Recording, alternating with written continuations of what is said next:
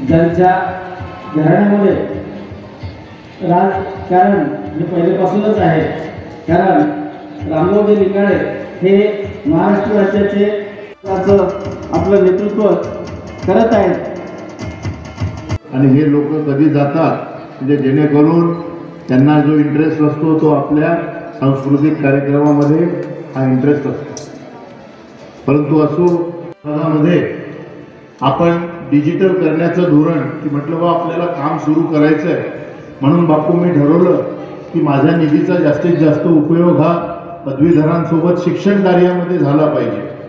कारण रस्ते नाले आणि इतर गोष्टीमध्ये काम करायला आपण आमदार असतात, परंतु एक पदवीधर आमदार म्हणून जास्तीत जास्त निधीचा उपयोग हा शिक्षण कार्यामध्ये झाला पाहिजे। म्हणून 250 ते 300 शाळांना डिजिटल करण्याचं काम मागच्या वर्षामध्ये आपण या ठिकाणी केलं आणि या अमरावती विभागामध्ये जवळपास 300 शाळांना डिजिटल स्क्रीन देण्याचं काम या ठिकाणी आपण केलेलं आहे। आता याही दुसऱ्या वर्षी जवळपास 300 शाळांची आपण निवड केलेली आहे। त्यांना सुद्धा आपण कम्प्युटर असतील, प्रिंटर्स असतील, पिण्याच्या पाण्याचे फिल्टर्स असतील किंवा अजून इतर शैक्षणिक डेस्क बेंच असतील, अनेक वस्तू देण्याचं काम या ठिकाणी आपण करत आहोत। त्याचप्रमाणे या विभागामधले जे काही सगळे कोर्ट आहेत, या कोर्टाला सुद्धा ई लायब्ररी डेव्हलप करण्याचं काम आपण हाती घेतलेलं आहे आणि यावर्षी 5ही जिल्ह्याच्या कोर्टाला आपण ई लायब्ररी फॅसिलिटी या ठिकाणी करणार आहोत। हा निधी खर्च करावा जेणेकरून त्याचा उपयोग येणाऱ्या उद्याच्या पिढीला होईल, कारण ही पिढी चांगल्या पद्धतीनं शिकली तर उद्याचा आपला भारत हा घडेल आणि या पिढीकडे त्या माध्यमातून आपण पाहतो। म्हणून शिक्षणाचं कार्य हे एक चांगलं आणि उत्तम कार्य आहे, म्हणून हे आपण केलं पाहिजे।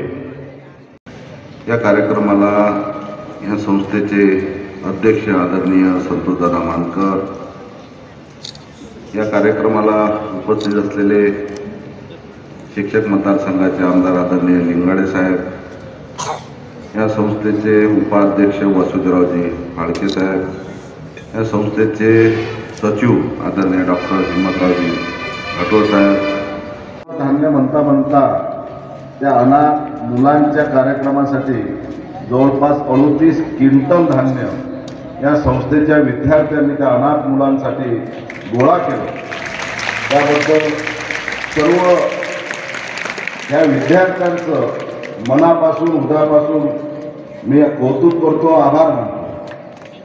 कारण की अनाथासाठी काहीतरी आपण आधार दिला पाहिजे, काहीतरी त्याला मदत केली पाहिजे, हा विचार या वाळेगाव संस्थेला माजी विद्यार्थ्यांची झाली। जेव्हा शासनाने घोषणा केली आणि संपूर्ण महाराष्ट्रात सर्वात जास्त माजी विद्यार्थ्यांनी मदत जे पुन्हा केली असेल तर ते ह्या जागेश्वर संस्थेच्या माजी विद्यार्थ्यांनी केली। याच्यावरून ह्या विद्यार्थ्याचे विचार म्हणजे या संस्थेबद्दल, आपल्या संस्थेबद्दल हे विद्यार्थ्याचे विचार केव्हा निर्माण होतात, जेव्हा संस्थेमध्ये काम करत असताना ज्या पद्धतीनं शिक्षण आपल्याला शिक्षक वर्ग देतात आणि आपले संस्था चालक ज्या पद्धतीने या संस्थेचा कारभार पाहतात, एखाद्या संस्थेमधून जेव्हा विद्यार्थी बाहेर पडतो तेव्हा त्या विद्यार्थ्याला वाटते की मी ज्या संस्थेमध्ये शिकलो, ज्या संस्थेतून मी बाहेर पडलो, त्या संस्थेच्या संस्था चालकांनी चांगल्या पद्धतीने तर संस्था चालवली आणि चांगल्या पद्धतीने मला शिक्षकांनी इथं शिक्षा दिली, अति ज्ञान दिलं,